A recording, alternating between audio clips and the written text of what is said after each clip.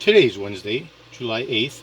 This is the 1965 Buick Skylark Grandsport four-way actuating power seat mechanism. This unit is for my friend Gary Weems in Idaho, and I've done a complete level 10 restoration of the unit, a complete disassembly of all the components. This is video number 3, which is the functional validation test of the final assembly.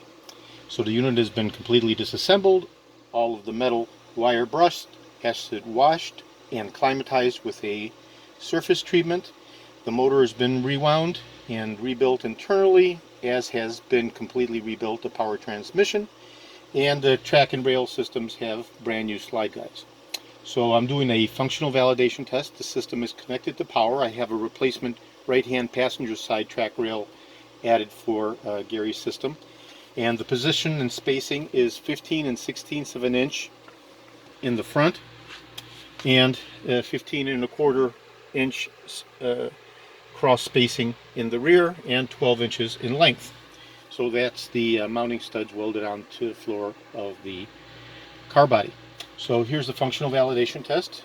Also, the control module has been taken apart internally and repaired, as the joystick was not functioning. So rear, forward, lowering, elevation in the rear, declining in the rear,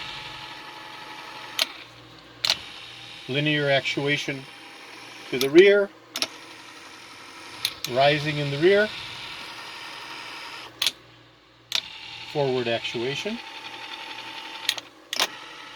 rear lowering. And this is the master drive side. It has the linear gearbox, which has been rebuilt, and the raising and lowering actuating draw screw, which has also been rebuilt. And then we have the slave side, which merely follows along from the guide bar.